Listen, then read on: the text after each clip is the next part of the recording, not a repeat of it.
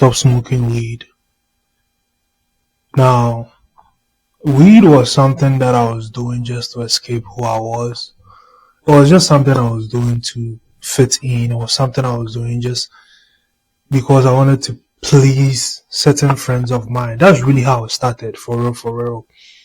But it's like, it was not a fun thing to do, because after I did it every time, I felt some way about it. I was like, because, I've always been raised as a Christian, so I always knew that this is not something I wanted to do.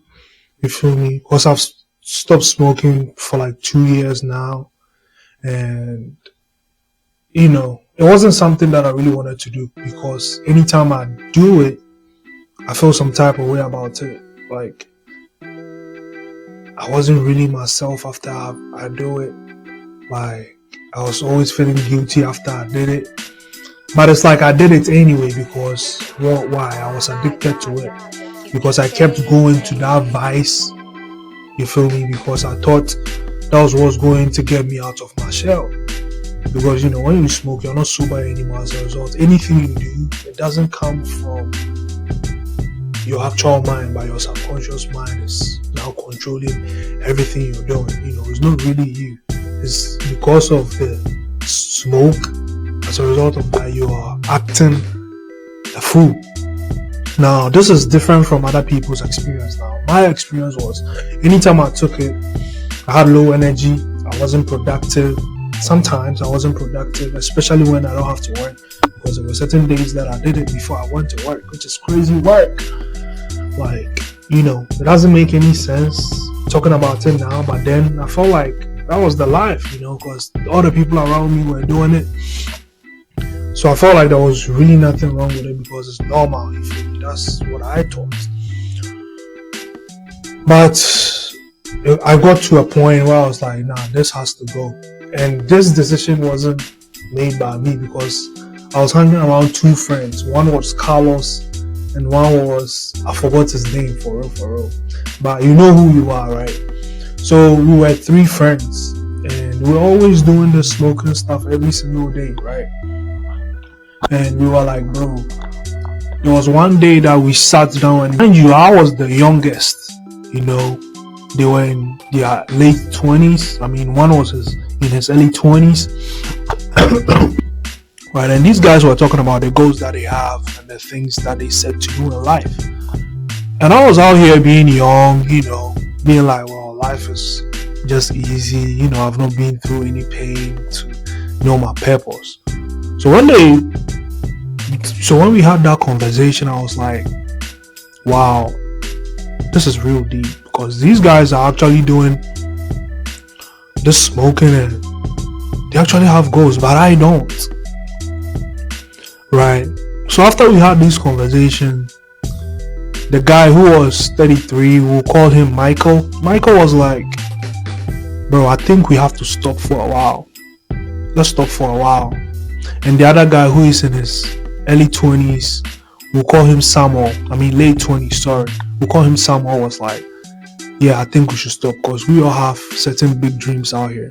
Now, mind you, when they asked of the dreams, I didn't say the dreams I was really thinking about. I just said something just to look good.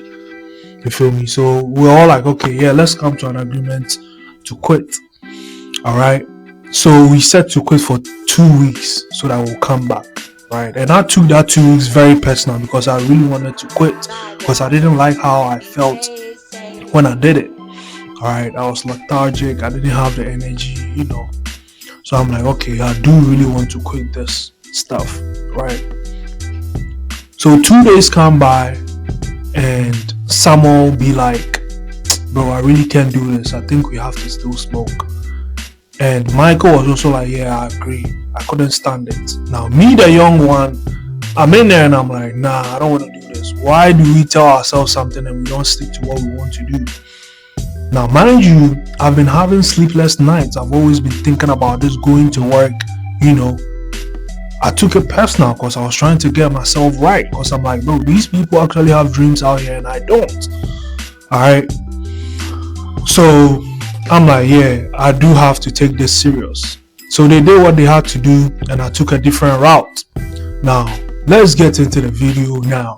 The reason why I'm doing this video, why I stopped, and the way I did it, right? So the first thing I did was I had to get right with God. I had to build a good relationship with God because, bro, in as much as you stopping whatever vice it is you're doing, it is your job to stop, but you may need help from God, and that help, the only person to get that help from is God. So, I confided in the Lord. I got my life right. I got saved by Jesus. I got baptized and all that. And I went on my knees and I started praying. I started reading my Bible, and I just kept my head up, and I never looked back. And one thing that also helped me was that I changed my circle, and I went into a moment of solitude for a little bit. I was alone for a while because to have a changed life, you have to be alone for a little bit. Because, bro, people will not understand the things that you're saying. I mean, they've always seen you like who you are. So why are you trying to change now? We'll continue to pull you back. So there were days that these guys would come and knock on my door, and I'm like, nah, bro, I'm not coming. And this was all by the grace of God, because I built a relationship with him. I found myself a mentor who also went through that same situation. You feel me? So when I built a relationship with God, I started fasting now, I started praying, and all those vices slowly became things that when I saw, I wasn't really interested in it anymore.